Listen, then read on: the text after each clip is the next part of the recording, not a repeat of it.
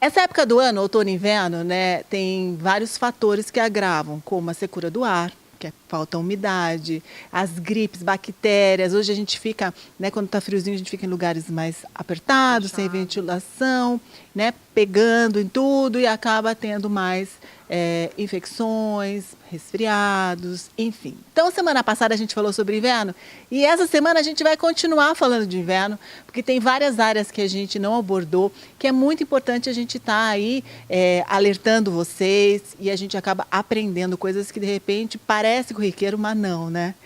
Bom, para isso eu convidei a minha amiga, a Carla Miquelan, porque além de ser uma mulher, uma empresária, ela é mãe de 2 filhos, então a gente vai falar um pouquinho sobre criança também, porque acho que elas sofrem mais nessa época do ano, né? Bom, eu queria começar falando, que semana passada até a gente começou a entrar falando de gripe, resfriado, e outra coisa que eu sinto que a criançada sofre nessa época é com a garganta, né? Os seus filhos, assim, eles te dão muito trabalho em relação à gripe, dor de garganta, ouvido? É grave, é verdade.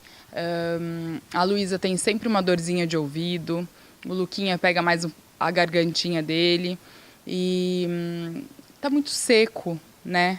Então tem sempre aquele monte de catarro, preocupação de dar um remedinho, outro para ir amenizando por como chama? Umidificador, né, no quarto. E é isso que a gente faz, esperar, né? Bom, e para a gente entender um pouquinho melhor essa coisa de garganta, de ouvido, o que a gente pode estar tentando aliviar, né? Não só para eles, como para nós também, a Unimed está sendo representada essa semana pelo Dr. Chaim, onde vai explicar um pouquinho essa relação do tempo, crianças, né? E os cuidados que a gente tem que ter com a garganta e com o ouvido. Vamos dar uma olhada. Bem, pessoal, esse tempo seco, esse tempo de friagem, que é o tempo nosso de inverno, e Piracicaba é uma cidade que no inverno chove pouco, e acontece um frio mais seco. Isso faz com que haja as crianças fiquem mais encatarradas, né? No tempo de inverno, o ar fica mais pesado e não circula tanto. Não há uma troca do ar quente que sobe no verão, diferente do inverno. Tá? Sem a chuva, esse período fica muito mais poluído, tá? E as crianças são mais susceptíveis, assim como os idosos, nesse período, a ficarem com mais secreção nas vias aéreas superiores, mais secreção pulmonares, tá? Nós, otorrinos, classificamos essas crianças como crianças encatarradas. Normalmente há uma tríade nesse período de inverno da criança encatarrada. São crianças que têm um componente alérgico, são crianças que têm contato com outras crianças por causa de escolinha, e são crianças que vivem nesse período seco de inverno, né, que existe aquele choque térmico. Tudo isso faz com que a criança produza mais secreção. A criança alérgica, a criança no tempo de inverno e a criança com contato com outras crianças. E o que acontece que o otorrino, ele trata ouvido, nariz e garganta. E ouvido, nariz e garganta não são coisas isoladas. O ouvido comunica com o nariz comunica com a garganta.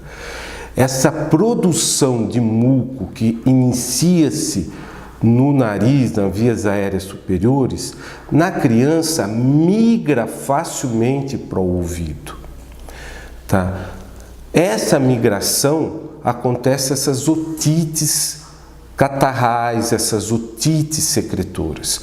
A mesmo catarro produzido no nariz, ele migra e goteja por detrás da garganta, produzindo uma tosse, principalmente uma tosse noturna. É a criança que tosse à noite.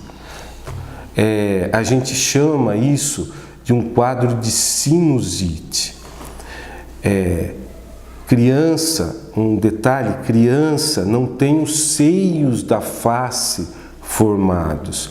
Então, a criança não tem dor de cabeça. A criança que tosse à noite goteja o catarro por detrás e a gente classifica como um quadro de sinusite. Tratamento para isso, tá? O tratamento é tratar a causa em si. A causa, primeiramente, é tratar a alergia. Normalmente, são crianças e pessoas alérgicas. A alergia vem com uma tendência familiar. Você precisa tratar a alergia.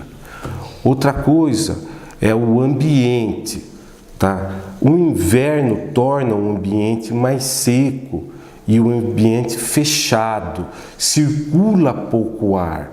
Você precisa fazer com que haja um controle ambiental, tá? O quarto, o ambiente da criança seja ventilado, seja umidificado com um umidificador ou com uma bacia com água. Você precisa umidificar esse ambiente. E o terceiro fator é o contato com outras crianças. Se essa criança no período de inverno tiver muita infecção, o contato com outras crianças de escolinha, de creche, deve ser evitado. Então, nesse período de inverno, o tratamento para a criança que produz muito catarro por causa desse período é o tratamento alérgico, é o tratamento do controle ambiental e é o afastamento, até se for o caso, no período de inverno da escolinha.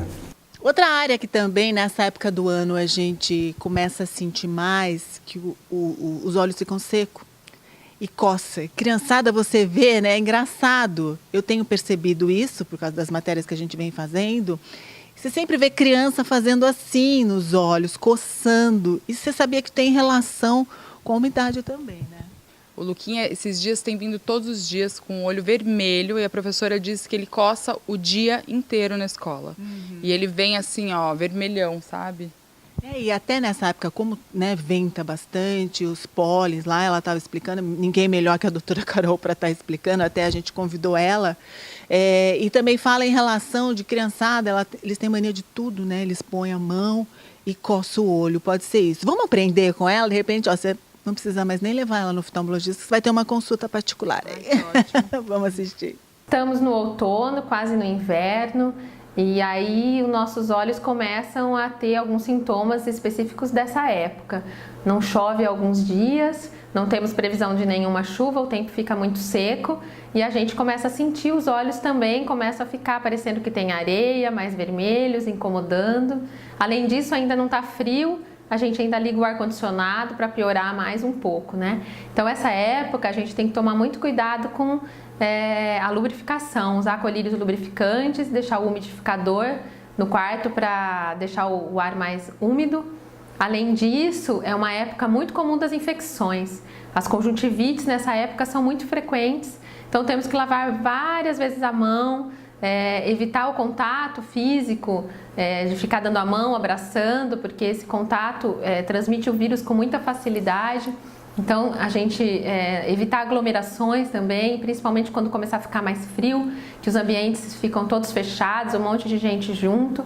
E a partir do momento que tiver qualquer sintoma, os olhos vermelhos ou secreção, ardência, procurar o médico para fazer o tratamento e conseguir passar bem essa fase sem nenhuma intercorrência.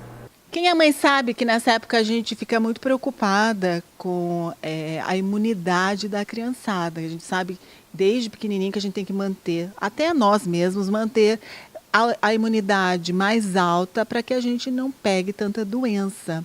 Se é neurótica, assim como eu, que vive procurando as coisas para aumentar a imunidade, ervas medicinais, tudo que falam de vitamina, assim, eu faço experiência porque eu tenho medo de pegar doença. Gra, eu não sou neurótica, mas sempre que eu vou para fora, que eu viajo, eu trago para as crianças as gominhas, né, de vitaminas. E aqui a gente não deixa faltar, nunca é a vitamina C, né? Então, eles sempre tomam vitamina C. Quando acabam as gominhas, eu ainda não fui viajar, o Lucas compra aqueles efervescentes, as crianças tomam. E eu acho que ajuda bastante, viu? Eu acho que ajuda bastante. Não, com certeza. Mas tem produto novo chegando no mercado. Bom, a gente foi conferir com a Cris, que ela é farmacêutica da Rede Drogal, para falar um pouquinho sobre imunidade, né? Vamos ver que dica ela tem para a gente essa semana. O sistema imunológico, ele é fundamental no nosso organismo. É ele que combate a invasão de órgãos como bactérias, vírus, fungos e protozoários que causam uma baixa imunidade. O nosso sistema imunológico também é responsável por tirar tudo que é sujo do nosso organismo, como células mortas. É importante e fundamental a gente manter o nosso sistema imunológico dentro das necessidades. É muito importante a gente fortalecer cada vez mais o nosso sistema imunológico. É ele que tem toda a memória imunológica e defesa do nosso organismo. O Epicor é uma substância extremamente importante, ela é 100% natural, ela é fitoterápica, o que garante um fortalecimento do organismo e de todo o sistema imunológico, prevenindo gripes, resfriados, e ele é muito indicado para crianças. A sua dosagem é de 7 mg por quilo peso corpo. Ele agrega um grande resultado e fortalecimento de todo o sistema imunológico. Por isso, ele é importante no seu uso diário. Crianças, desde os seus 2 anos de idade, ele pode utilizar sem nenhum tipo de problema. Na Rede Drogal, você encontra a substância do Epicor para fazer através da nossa manipulação drogal. Lembre-se, sempre é importante consultar o seu médico. Olha, eu escolhi uma matéria na parte odontológica, que é, por incrível que pareça, até comigo acontece isso. Essa época do ano eu fico com os dentes muito sensíveis, sabe? De tomar uma água sem ser gelada mesmo, ou até um chá quente. E a gente estava conversando com ela sobre isso, ela falou, olha que engraçado, o meu filho tem esse problema também, né, Carla? Tem. O Lucas, ele tá sempre com ele toma uma água gelada, qualquer coisa gelada, assim, às vezes ele até chora. Ele tem bastante sensibilidade com o gelado. É o único também, lá em casa, porque eu adoro tomar gelado, a Luísa também, mas ele chega a chorar. Eu preciso até ver o que acontece, o que a gente pode fazer, né? Então você vai aprender agora junto comigo, com o doutor André Cassati. Ele vai explicar pra gente por que ocorre, né, essa sensibilidade. Vou aprender com ele e tomara que tenha alguma solução pra gente poder tomar, né, algumas coisinhas geladas e tudo mais. Vamos dar uma olhada. A sensibilidade dental hoje é um fator que traz muita gente dentro da clínica para descobrir o porquê. E nós sabemos que 57% da população adulta tem sensibilidade dental. Nós temos alguns gatilhos que desencadeiam. Eu vou falar um principal, por exemplo, que é a acidez. Vamos lembrar que hoje uma grande parcela da população toma limão pela manhã. Qual é o correto? Agora todo mundo está orientando, já está sabendo. Usar o limão com canudinho, aguardar 30 minutos para depois escovar os dentes. Por quê? Se o limão, a acidez, tem contato com o seu esmalte, ele mexe um pouco com os prismas do esmalte e podem causar uma sensibilidade, porque você vai afetando essa região. Então aguarde 30 minutos, depois você pode escovar normalmente, que essa acidez vai se dissipar e depois você entra normalmente com a sua escovação diária. Então esse é um fator, a dieta, as colas, e hoje muita coisa tem acidez e esse é um fator preponderante para a sensibilidade dental e muito comum a todas as pessoas. Obviamente, a má higiene, ou seja, uma condução não muito correta da sua escovação dental, o hábito de não usar fio dental, a aplicação de uma força muito bruta durante a escovação,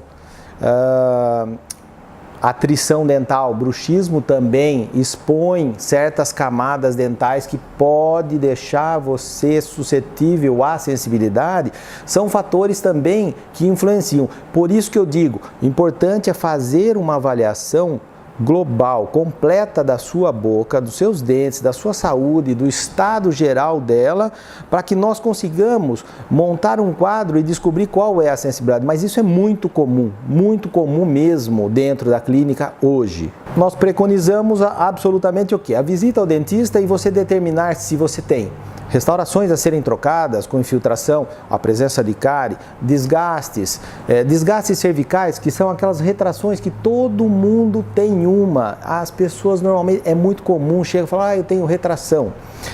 Então isso tudo é tratado da sua maneira adequada. Cada caso tem uma maneira de cuidar disso. Nessa avaliação, o profissional vai unir todos esses elementos durante uma análise clínica, obviamente, e vai conduzir você ao tratamento adequado, que é possíveis restaurações, um tratamento periodontal, um tratamento de uma recessão gengival, que é a famosa retração gengival que todo mundo tem, é normal, muitas pessoas têm e existe tratamento para isso. Orientar você a como escovar os dentes, a como passar o fio dental, qual escova você deve usar, que tipo de creme dental você usa, com flúor, sem flúor, qual é a marca, ou seja, todas essas orientações nós vamos pesquisando até que você conclui e forma um quadro geral que você fala, olha, você vai ser cuidada desta maneira. Então, é possível, fica bom, você reduz muito, existem muitas maneiras de você reduzir a sensibilidade de um cliente, sabendo que é muito comum. Inclusive, a Carla parece que é a nossa entrevistada, parece que o filho dela também tem uma sensibilidade muito grande ao gelado, que é muito comum nas crianças, lógico, um odontopediatra pode verificar isso e é normal eles terem muito desgaste, porque vai utilizando a dentição e você vai tendo exposição de algumas camadas que permitem que a temperatura chegue com um vigor muito maior, gerando esse desconforto para as crianças. É muito comum também, mas também há solução. Um bom profissional odontopediatra vai conseguir resolver isso aí. Semana passada, a doutora Alessandra Montemor, a dermatologista, ela explicou, né, e deu algumas dicas sobre pele que fica ressecada, a boca que a gente tem que estar sempre umidificando, passando gloss, né, hidratando e bebendo muita água.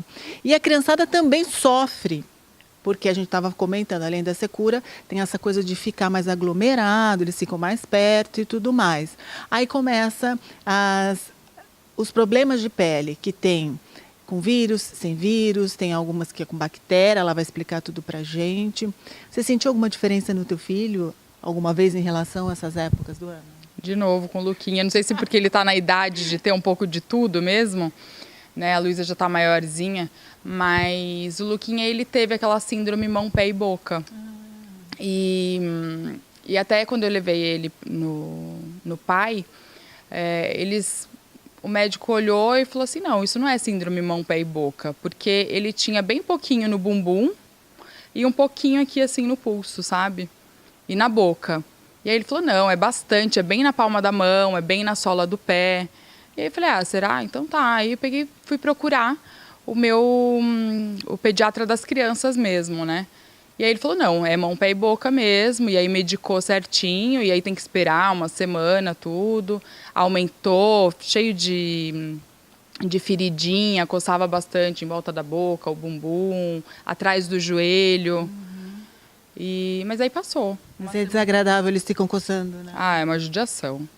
É uma judiação. E aí ele pega, né, passa, diz que a hora que tá mais como fala, coçando assim, é que tá passando, né? E é duro, né? Porque a gente tem que ficar tendo o hábito de mandar os filhos a ficarem toda hora lavando a mão, independente de estar com a doença ou não, para evitar também, você tem que estar toda hora lavando. Eles não gostam muito. Não, né? não.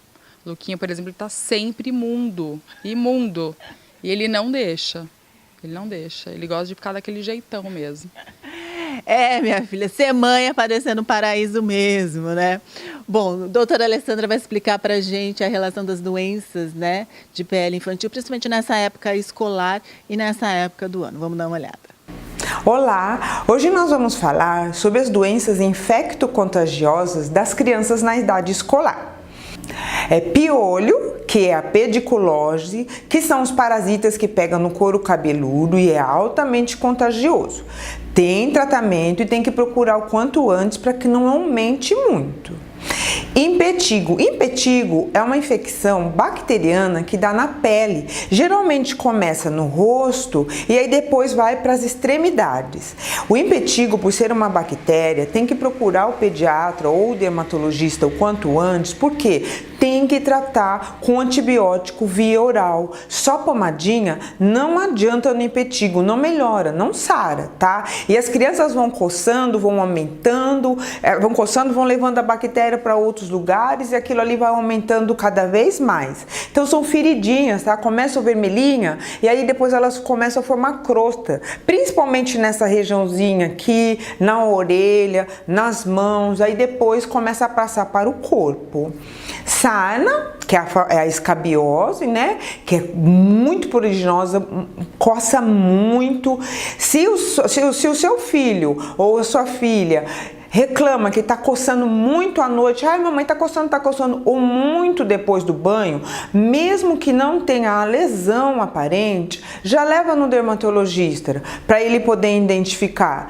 Porque as crianças que são muito bem nutridas, que têm um bom hábito de higiene, a escabiose, que é a sarna, ela vem de uma forma muito frustra. Ela só vem às vezes só com coceira.